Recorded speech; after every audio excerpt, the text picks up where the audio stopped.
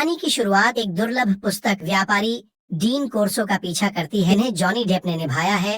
कोर्सो ऐसी किताबें खरीदता है जो एंटीक होती है, बहुत पुरानी होती है, और वो ऐसी किताबें खरीदकर ऊंचे दामों में बेचता है। और इसीलिए कोर्सो को किताबों की, उनके राइटर्स की, उनकी ओरिजिनलिटी की बहुत डीप, बहुत अच्छी नॉलेज होती है। एक बार कोर्सो के पास एक आदमी आता है और ये आदमी बहुत अमीर होता है। इसके पास एक किताब होती है जिसका नाम होता है द नाइन्थ गेट, और ये किताब 17वीं शताब्दी की होती है।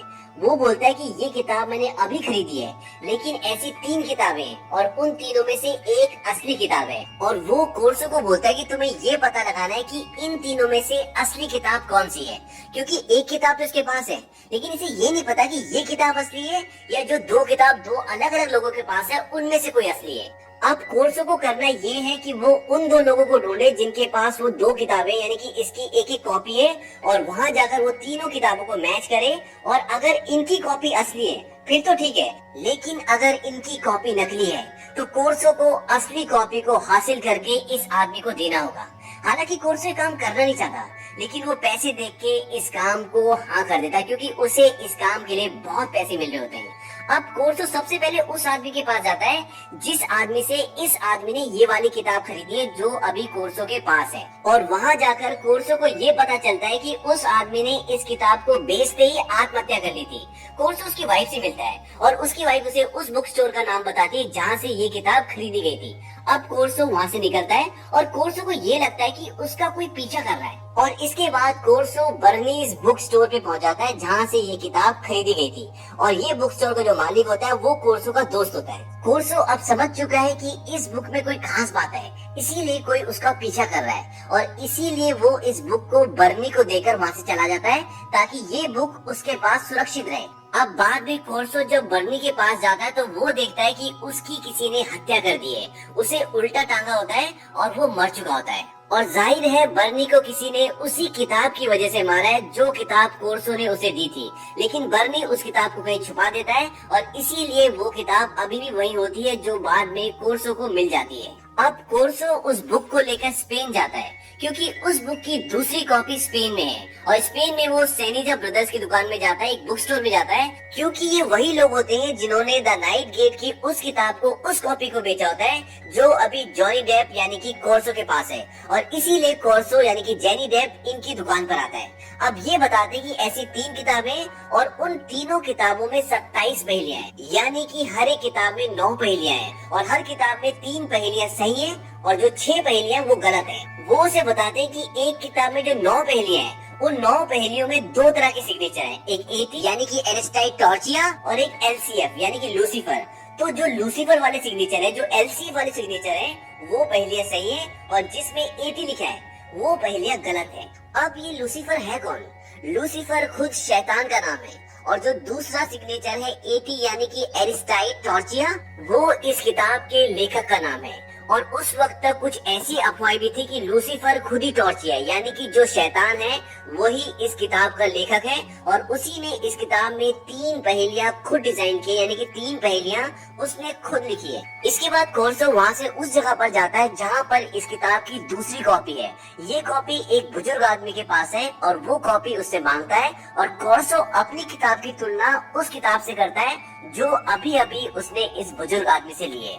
और जब उन दोनों की तुलना करता है तो उसे पता चलता है कि जो किताब उसके पास है और जो किताब उसने अभी अभी इस बुजुर्ग आदमी से ली है, इन दोनों में एक बहुत बड़ा डिफरेंस है। यानी कि जो किताब उसके पास है उसमें पिक्चर नंबर 3 पर, 8 पर और 9 पर लूसीफर के सिग्नेचर होते हैं, लेकिन दूसरी किताब जो अभी कोर्सो ने इस आदमी से ली है उसमें तीसरे नंबर पे, 8वें नंबर पे और 9वें नंबर पे एटी के सिग्नेचर होते हैं, यानी राइटर के सिग्नेचर होते हैं। लेकिन जहाँ जहाँ पर एलसीएफ यानी कि लूसीफर यानी कि शैतान के सिग्नेचर होते हैं वो पिक्चर थोड़ी सी अलग होती है। और अब इसके पास 6 ऐसे पिक्चर्स हैं जहाँ पर एलसीएफ के सिग्नेचर्स हैं। अब वहाँ से कोर्सो चला जाता है और अगले दिन उसके कमरे में एक लड़की आती है जो बहुत ही रहस्य में होती है, उसे पता नहीं होता कि वो कहाँ से आई है, और वो लड़की उसे उसी आदमी के घर ले जाती है जहाँ पर एक दिन पहले उसने 9th गेट की किताब देखी थी, यानी कि उसी बुजुर्ग आदमी के घर पर, और वहाँ पर उस आदमी की किसी ने हत्या कर दी होती है। और जो उसके पास 9th गेट की किताब थी उस किताब को हत्यारे ने जला दिया होता है और साथ ही साथ उसने वो पेजेस भी फाड़ दिए होते हैं जिसमें पहेलियां होती है।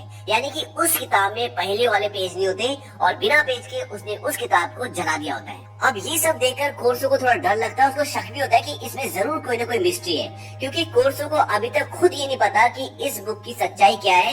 यानी कि उसे ये नहीं पता कि इन 9 पहेलियों को सुलझाने के बाद शैतान तक पहुंचने का रास्ता खुलता है। और इसीलिए वो उस आदमी को कॉल करता है जिसने उसे काम सौंपा है और वो उससे पूछता है कि मुझे इस किताब की सच्चाई के बारे में बताओ कि आखिर ये है क्या, क्योंकि अभी तक 2 लोगों की हत्या हो चुकी है। लेकिन वो आदमी कोर्सो को कुछ नहीं बताता और वो बोलता है कि तुम्हें अपना काम करना पड़ेगा। अब कोर्सो अपना काम पूरा करने के लिए पेरिस की तरफ निकलता है, क्योंकि इस किताब की जो तीसरी कॉपी है वो पेरिस में एक लेडी के पास है। और जब कोर्सो वहाँ पर जाता है तो वो लेडी उसे वो किताब देने से मना कर देती है, क्योंकि इस लेडी को किताबों से बहुत प्यार होता है और वो जानती है कि कोर्सो पैसों के लिए काम करता है और वो लोगों को धोखा भी देता है। इसीलिए वो कोर्सो को वो किताब देने से मना कर देती है। लेकिन कोर्सो से बताता है कि द 9th गेट की 3 किताबें और 3 में से 2 नकली हैं और एक ही असली है। लेकिन अब भी वो लेडी उसका विश्वास नहीं करती। तब कोर्सो उसे बाकी की 2 किताबों की पहेलियां दिखाता है और वो उसे बोलता है कि देखो, किसी पहेली में एटी के सिग्नेचर है और किसी पहेली में एलसीएफ के सिग्नेचर है। कोर्सो से बोलता है कि मुझे तुम्हारी किताब नहीं चाहिए, बस मैं तीनों किताब की तुलना करना चाहता हूँ और उसके बाद मैं यहाँ से चला जाऊंगा। वो लेडी बोलती है कि ठीक है, तुम देख सकते हो, लेकिन तुम्हें यहीं पर देखना पड़ेगा। और वो उसी के घर पे उसकी किताब को देखता है और जब कोर्सो किताब को देख रहा होता है उसी बीच में उसके सिर पर पीछे से कोई वार करता है और कोर्सो बेहोश हो जाता है। और जब उसकी आंखें खुलती है तो वो लेडी जिसने उसे किताब दी है उसको किसी ने मार दिया होता है और वहाँ से उस लेडी की किताब भी गायब हो चुकी होती है।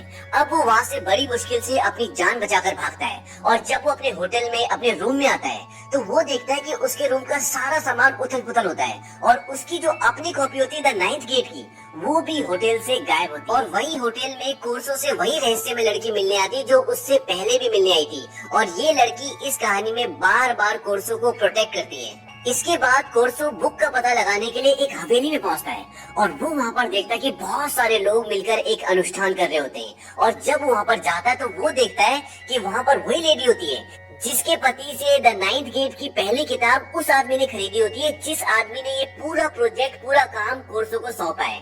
दरअसल ये किताब इस औरत के पति ने नहीं खरीदी होती, बल्कि इसने अपने पति से खरीदवाई होती है। और जब इसके पति को पता चलता है इस किताब की असलियत के बारे में तो वो इस किताब को बेच देता है और आत्महत्या कर लेता है। इस कहानी में हमने आपको पहले भी बताया था कि कोर्सो को बार बार ऐसा लगता है कि उसका कोई पीछा कर रहा है। दरअसल इसी औरत ने अपने बॉडीगार्ड को कोर्सो के पीछे लगाया होता है ताकि जब वो तीनों किताब ढूंढ ले तो वो उससे वो किताबें हासिल करके इस अनुष्ठान को पूरा करके शैतान तक पहुंच जाए और सारी शक्तियां प्राप्त करके अमर हो जाए। लेकिन जब ये सब कुछ चल रहा होता है तभी वहाँ पर वो आदमी आ जाता है जिसने ये पूरा काम कोर्सो को सौंपा है, यानी कि जिसने पहली किताब इसी औरत के पति से खरीदी थी। इस आदमी का नाम बाल्कन होता है और बाल्कन वहाँ पर पहुंचकर उस औरत को मार देता है और उसकी मौत देखकर वहाँ पर जितने भी लोग होते हैं वो सब भाग जाते हैं। अब बाल्कन उन तीनों किताबों की कॉपी लेकर एक खंडर, एक महल टाइप में पहुंचता है और उसका पीछा करते करते कोर्सो भी वहां पहुंच जाता है। वहां पहुंचकर वो देखता है कि बाल्कन ने अनुष्ठान की पूरी तैयारी कर ली होती है और वो उसे रोकने की कोशिश करता है। इस बीच उन दोनों के बीच में हाथापाई होती है